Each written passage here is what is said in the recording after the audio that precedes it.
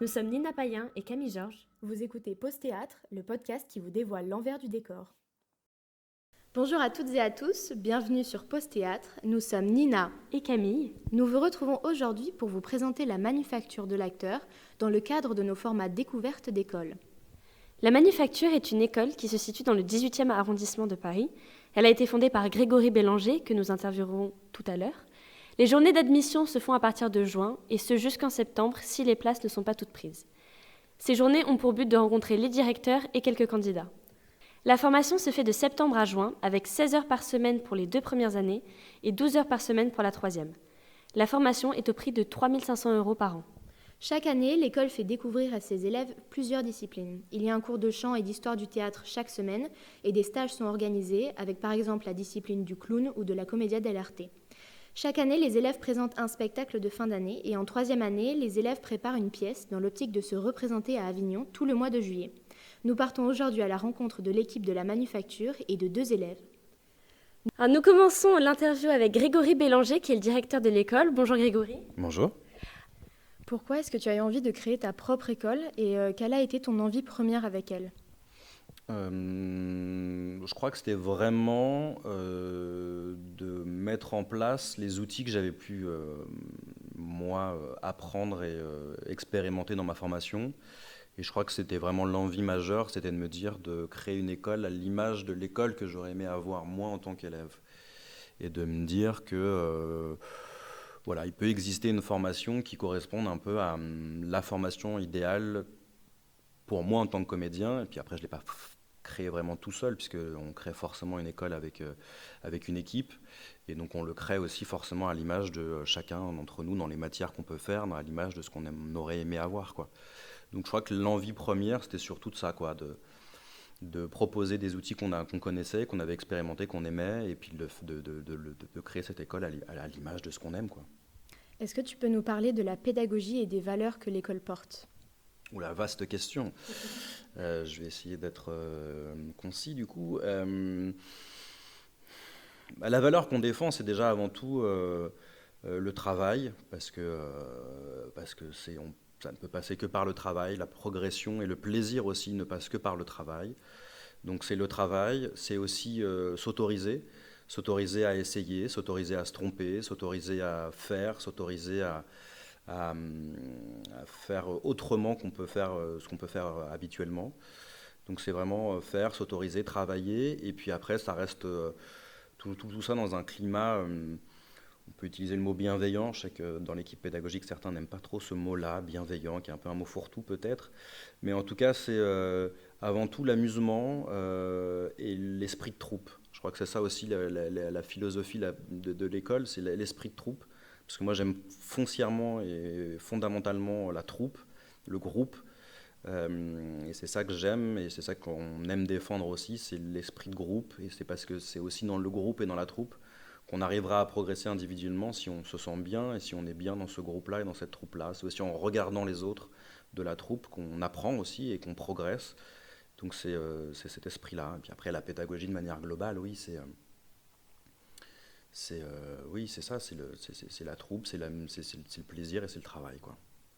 D'accord, donc la formation s'étale sur 3 ans. Est-ce que tu peux nous résumer un peu je sais que c'est un peu compliqué, mais voilà, en quoi consiste la formation en 3 ans ? Pareil, vaste question. Résumer 3 ans. Le maître mot, je pense, sur les 3 ans, c'est aussi se confronter au public et l'expérimenter vraiment. On a trop vu, et peut-être nous aussi, eu des formations où on apprenait beaucoup sur le plateau, mais en fait, on ne se confrontait jamais réellement à la création et au public. Donc vraiment, le but de la formation, c'est aussi de se confronter à ce que c'est que la création, vraiment créer une pièce, créer quelque chose, créer un objet artistique, et le confronter au public. Ça, c'est hyper important de le confronter, parce que c'est aussi en pratiquant notre art qu'on progresse et qu'on apprend. Voilà, c'est comme si on demandait à un boulanger, un artisan boulanger, à chaque fois, de lui donner de la théorie, de lui dire, voilà, on fait une baguette comme ça, et vous avez le droit de faire des baguettes, mais en fait, personne ne mangera votre baguette. Donc on ne sait pas si votre baguette, finalement, elle est bonne. C'est un peu la même chose là au théâtre, c'est-à-dire qu'on vous donne les outils, on vous propose de le faire, Mais on vous propose aussi de le confronter au public pour avoir aussi les retours d'un public. Ça, c'est important, quoi. Donc, sur les 3 ans, c'est ça aussi, surtout, se confronter au public. C'est pour ça que les élèves de 3e année partent au Festival d'Avignon, où ils se confrontent vraiment à un public, à des professionnels. Et puis après, sur 3 ans aussi, ce qu'on voulait, c'est que les élèves aient un maximum d'intervenants. Donc, il y a plein d'intervenants dans différentes matières. L'idée, c'était pas d'avoir un seul prof pendant 1 an, comme certains conservatoires font, ou certaines écoles. Pendant 1 an, on a le même intervenant. Non, là, l'idée, c'est vraiment de se dire on a plusieurs intervenants, toute une équipe derrière, et dans différentes matières, que ce soit du chant, de la danse, de l'improvisation, du théâtre, de la comédia, du clown, etc., etc. Comme tu le disais, du coup, le grand atout de la manufacture, c'est de former des élèves avec un croisement des disciplines. On a par exemple des stages de clown et de commedia dell'arte en première année. Comment choisis-tu les disciplines ? Pareil, c'est par mon expérience aussi, parce que moi j'ai expérimenté les clowns et la comédia, donc je sais que ça a des valeurs et que ça a des atouts intéressants dans la formation. Donc c'est déjà en ayant pratiqué cet art-là.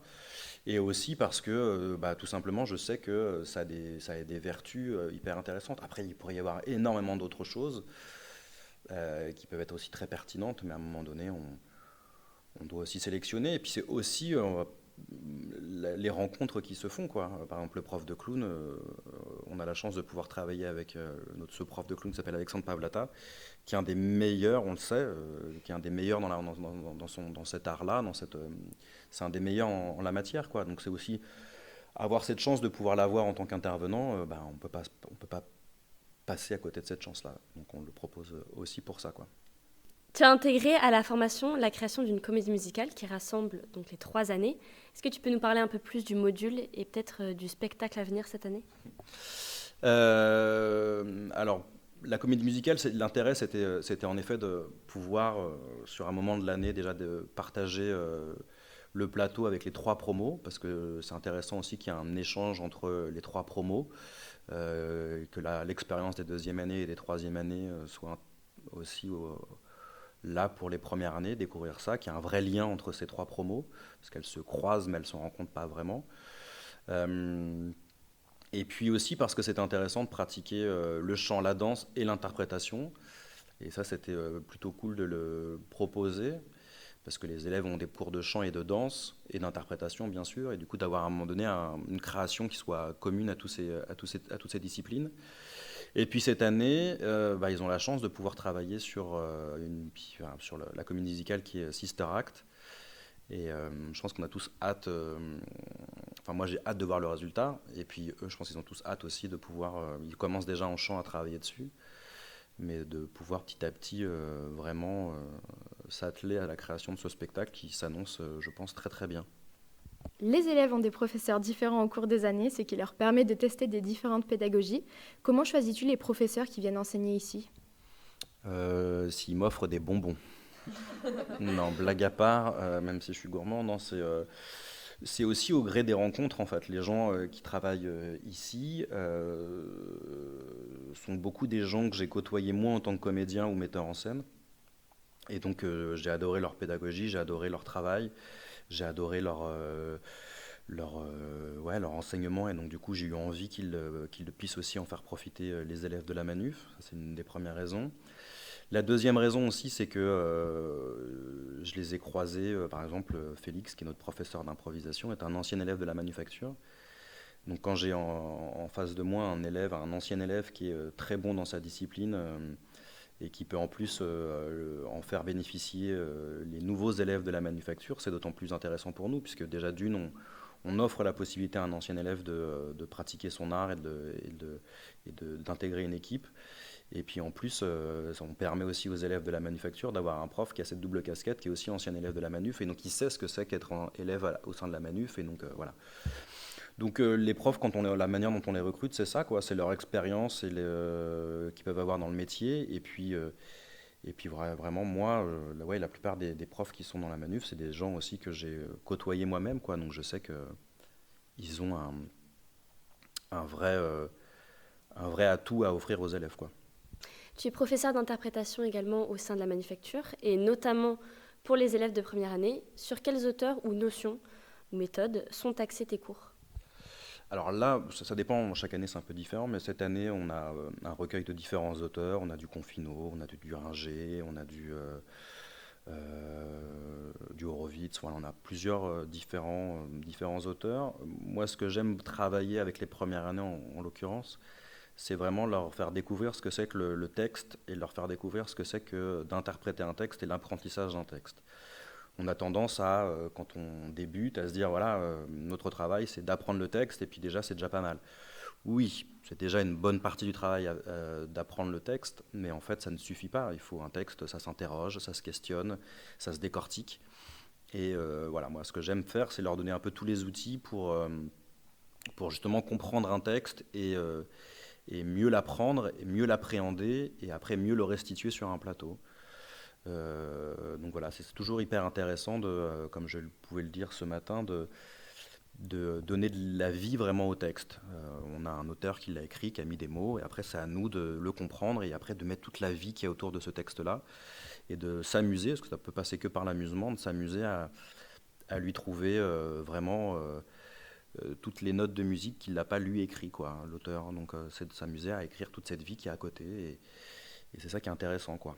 Donc voilà, c'est ce que j'essaye de faire en tout cas avec les premières années, c'est de leur dire qu'il y a un texte, comment on l'apprend, comment on le comprend, et comment nous, après, en tant qu'interprète, on y rajoute nos silences et notre vie.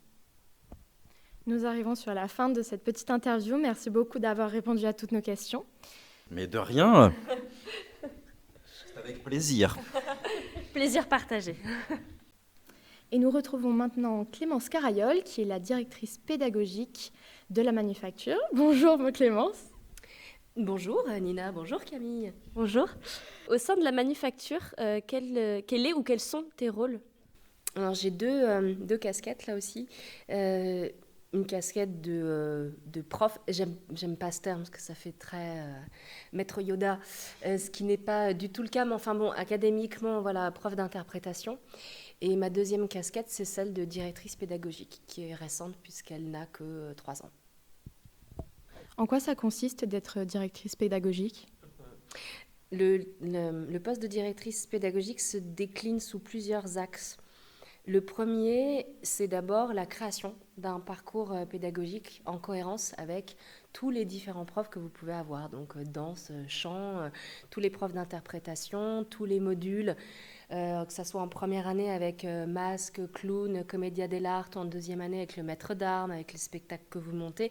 Donc c'est vraiment une mise en cohérence des programmes. C'est élaborer tout le parcours pédagogique sur la première année, sur la deuxième année, sur la troisième année, et faire en sorte qu'il y ait une vraie cohérence entre les trois, que vous voyez bien l'évolution du parcours sur les 3 années. Donc c'est énormément de travail. Ça nous a pris beaucoup de temps avec Grégory sur toute la mise en place et la refonte de ce programme pédagogique, parce qu'il n'a pas toujours été sous cette forme-là. Et puis d'année en année, on voit ce qui a fonctionné et ce qu'on peut optimiser, et il y a des choses qui bougent, de manière à jamais se reposer sur nos lauriers et à faire profiter aussi de chaque évolution aux prochaines promotions qui arrivent. Donc ça, c'est le premier axe. Et le deuxième axe, c'est un axe d'écoute, de disponibilité pour les élèves. On va dire que c'est un peu l'interface humaine. Il y a l'interface administrative d'un côté, et moi je suis là aussi pour que vous vous sentiez en confiance et libre de venir me parler s'il y a un problème au niveau du contenu pédagogique, s'il y a un problème, vous, dans votre parcours, qui vous empêcherait de vous inclure complètement dans le parcours de l'école, ou voilà, s'il y a quelque chose qui ne va pas. Donc c'est un gros travail d'être à l'écoute, de percevoir ce qui ne va pas, les élèves qui sont potentiellement en difficulté, comment vous accompagner le mieux possible, sachant que je ne suis pas non plus ni nounou, ni psy, ni assistante sociale. Non, mais c'est important de le préciser. Moi, je suis là pour vous accompagner dans le parcours que vous allez avoir sur les 3 ans à la Manufacture, et être à votre écoute. Voilà, si on veut le résumer simplement. Tu es notamment professeur d'interprétation en première année. Sur quelles notions ou quels auteurs axes-tu tes cours ? Alors en première année, on axe moins, en tout cas dans ma partie, j'axe moins les cours sur un auteur en particulier, parce que je trouve que c'est trop tôt, et puis mes autres collègues en interprétation s'en chargent très bien. J'axe surtout sur le travail du corps, le développement de l'instrument de travail, la gestion du corps dans l'espace, la voix, ça vient dans un deuxième temps, et surtout le travail de cœur.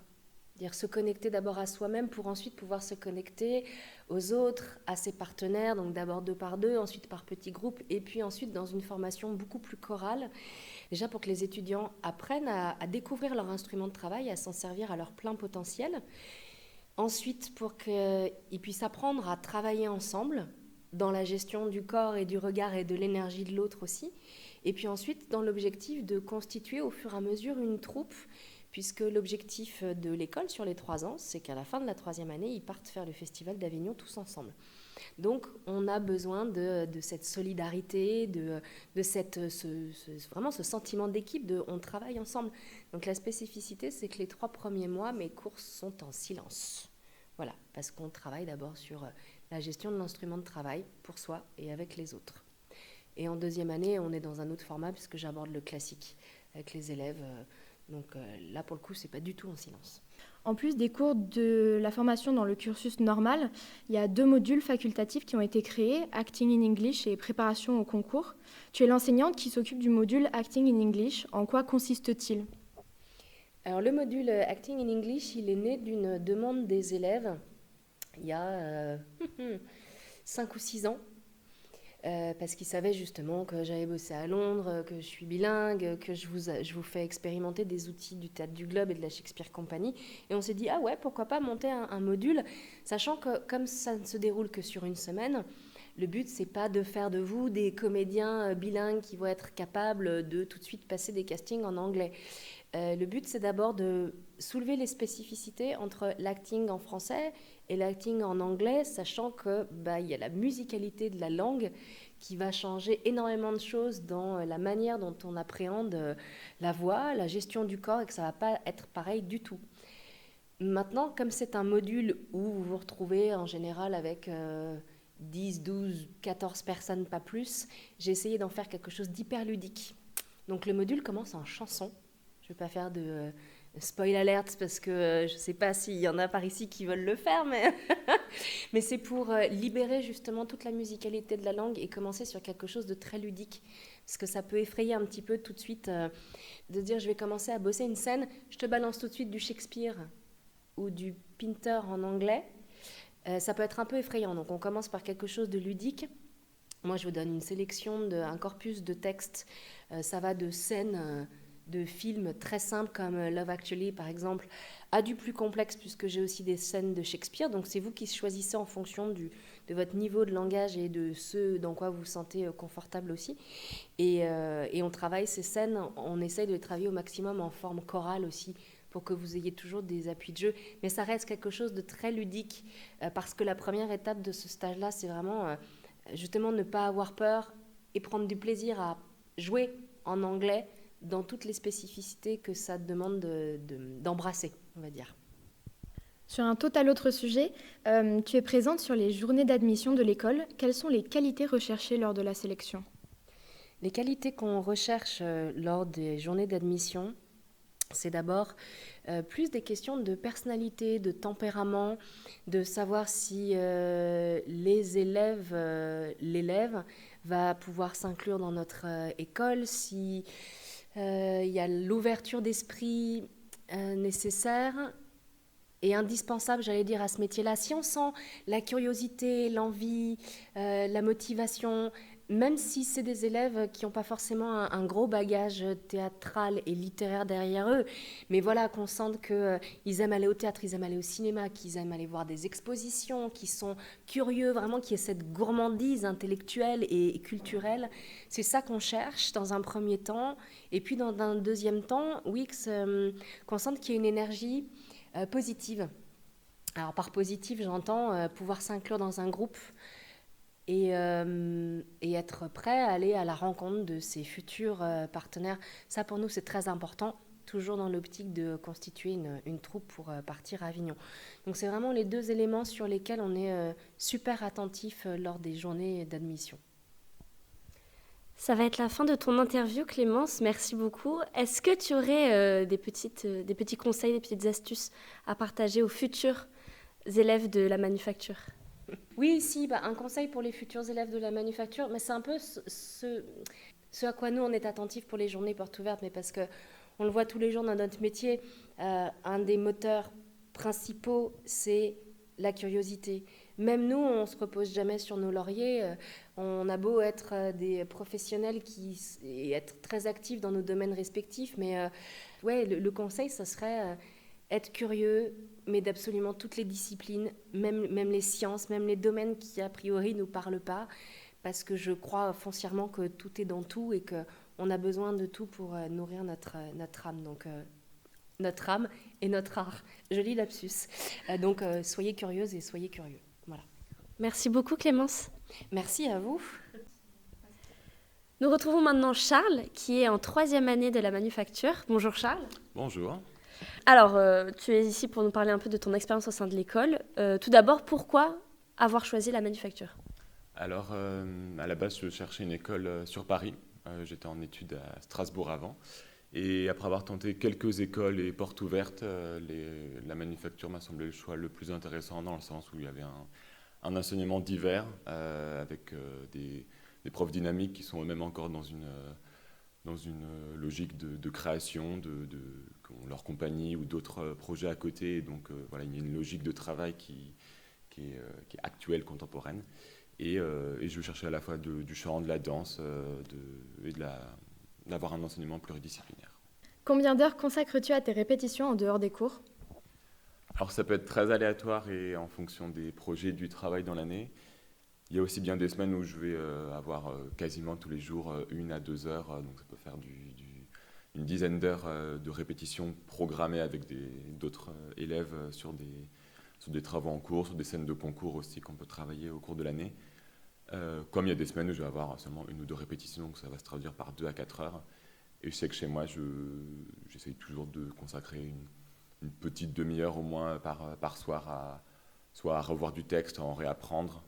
Et à côté de ça, je me suis fixé de faire toujours 5-10 minutes obligatoires de yoga, training, muscu pour essayer de rester en forme. Et je sais que j'aime bien chanter pour le plaisir. Et donc, ça m'arrive aussi quelques fois par semaine de me refaire quelques exercices qu'on peut faire en cours en chant.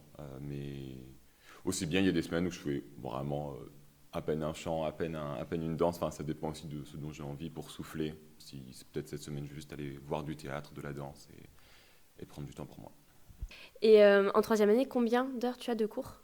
On a 3 fois 4 heures sur 2 matinées et une après-midi. Donc ça fait un volume de 12 heures. Donc c'est ce qui peut être pas si conséquent que ça, mais ensuite il y a éventuellement là aussi l'option de préparation au concours qui peut s'ajouter à cela.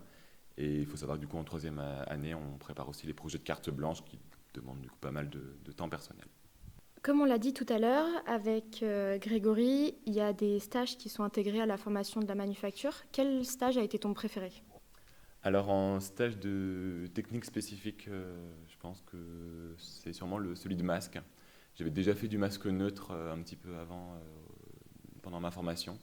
Et c'est vraiment une pratique, une discipline que j'affectionne particulièrement parce que je trouve qu'elle demande vraiment de convoquer le jeu à son essence pure et vraiment de partir presque de quelque chose d'animal, d'organique et comme je suis quelqu'un qui peut être un peu trop cérébral et un peu trop dans la tête, c'est vraiment très agréable et très instinctif parce que ça demande justement de laisser le cerveau de côté et juste de s'ouvrir, d'être à l'écoute et de laisser de nourrir ce qui va venir.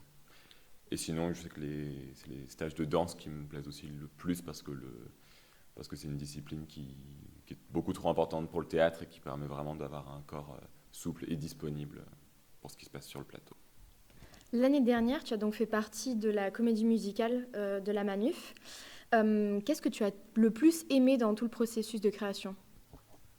Alors c'est assez dur à dire parce qu'il y a vraiment beaucoup de choses qui en font partie.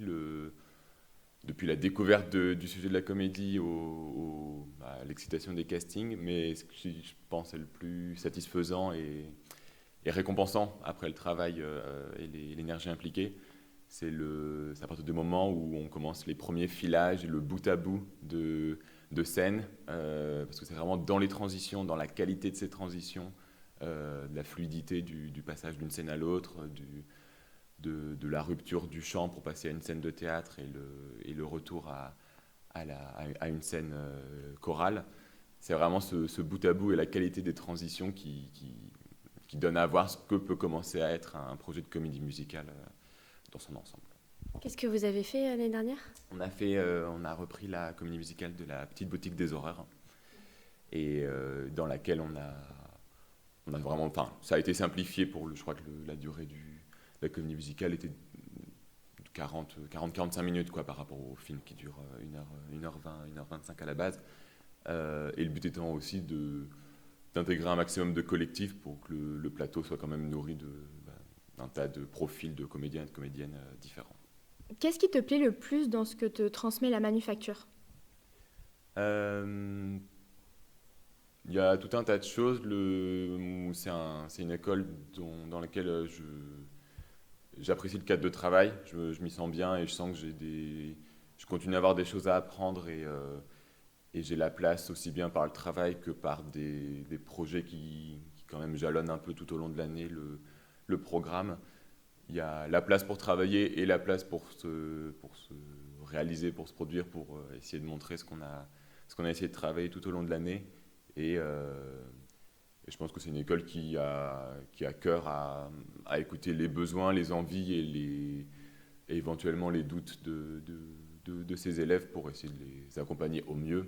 Après, avec le temps dont chacun dispose, avec les moyens que chacun peut amener. En tout cas, c'est une école qui pour moi, m'a permis vraiment de continuer de bien progresser dans mon bagage de comédien et qui permet des occasions assez uniques telles qu'à Avignon. Même la comédie musicale, c'est un projet ça fait quelques années que la Manufacture voulait essayer de le mettre en place et ça fait vraiment à la fois plaisir et en même temps c'est une chance de pouvoir contribuer à cette réalisation-là et d'essayer d'en faire pas juste un projet sympathique mais quelque chose dans lequel on se réalise, on s'investit et qui peut avoir derrière qui peut plaire et qui peut donner envie de pousser le projet plus loin. Merci beaucoup Charles. L'interview touche à sa fin. Un petit mot pour les futurs élèves par exemple de la Manufacture qui voudraient intégrer cette école ? Eh bien, foncez, on le dit beaucoup, mais c'est trop dommage de regretter de ne pas tenter quelque chose parce que le plateau, c'est un espace pour se tromper, pour vraiment bien se foirer. Mais en même temps, c'est quand on va au bout des choses, qu'on va au bout des idées, qu'on s'implique totalement, pour moi, il n'y a que de cette manière-là qu'on peut vraiment se réaliser et découvrir l'artiste qu'on est. Merci beaucoup Charles. Merci à vous. Et nous retrouvons maintenant Kevin, qui était élève l'année dernière en 3e année à la Manufacture. Bonjour Kevin. Bonjour. Alors, comment as-tu découvert la Manufacture ? Alors, je l'ai découverte via Internet. Je cherchais un programme qui était en 2 ans à l'époque. Et donc, je suis tombée sur la Manufacture, entre autres écoles. Puis, ce qui était intéressant avec la Manufacture, c'était le fait que le programme soit très diversifié. Donc, on avait un programme de chant et de danse, en plus de l'interprétation, ce qui m'intéressait. J'ai rencontré le directeur, donc c'était déjà Grégory, et avec qui donc, j'ai pu échanger sur le contenu de l'année, qu'est-ce qui était attendu, qu'est-ce qu'on allait faire au fil des années. Donc, c'est comme ça que j'en ai eu connaissance. Effectivement, l'école était en 2 ans au moment où je l'ai intégrée. Et depuis le Covid, donc maintenant, c'est passé à 3. D'accord. Et donc, quel a été le critère, quel a été le petit détail qui t'a fait choisir la Manufacture pour ta formation ? Le nombre d'élèves. Le fait que ce soit en petit comité, ça m'a tout de suite beaucoup plus attiré parce que je me suis dit que de toute façon, on allait beaucoup plus travailler, on allait beaucoup plus passer sur le plateau que dans une école où il y avait énormément de monde. Ça m'a attiré. Le fait aussi que finalement, on change de professeur en fonction des interventions, des cours qu'on a. Donc on ne va pas avoir pour notre cours d'improvisation le même professeur qu'on a en interprétation classique ou en interprétation contemporaine ou dans des cursus de mise en scène, de chant, de danse, etc. Ça nous permet de travailler avec beaucoup plus de personnes différentes, voir quel style nous plaît le plus et aussi concrètement voir Parfois, des choses avoir des rencontres qui peuvent amener vers autre chose, vers plus que juste la relation prof-élève à ce moment-là, peut-être amener à certains projets. Et aussi voir des méthodes qui parfois ne fonctionnent pas avec nous. Et donc c'est très important aussi de savoir qu'est-ce qui fonctionne pas, avec quelle méthode on se sent à l'aise, avec laquelle on est le moins, pour pouvoir ensuite évoluer nous-mêmes sur notre travail. Tu disais que le nombre d'élèves t'a fait choisir la manufacture, entre autres. Combien vous étiez dans la première année, la deuxième année et la troisième année de ta promo? Alors dans ma première année, c'était à mon époque la promo la plus remplie de première année. On était 22 au départ. Très vite on s'est retrouvé 18. Et pour le spectacle de fin d'année, on était 15. Donc ça avait déjà fait au fil de l'année un départ, un écrémage. Quand je suis entré en deuxième année, on était 10. Puis quand je suis entré en troisième année, on était 7, puis 6. En troisième année, à la manufacture, comme on le disait plus tôt, les élèves partent à Avignon tout le mois de juillet. Comment se fait le choix de la pièce qui va être représentée? Alors le choix est fait par le metteur en scène en accord avec les élèves. C'est-à-dire que donc déjà au fil de l'année, il nous voit évoluer. De toute façon, il nous connaît puisque maintenant ça fait quelques années qu'il nous voit évoluer au sein de l'école. Donc il connaît déjà nos personnalités, il voit où est-ce que sont nos forces, nos faiblesses en tant que groupe et aussi en tant qu'individu, pour pouvoir ensuite nous proposer une pièce qui correspond à l'esprit de groupe qu'on a.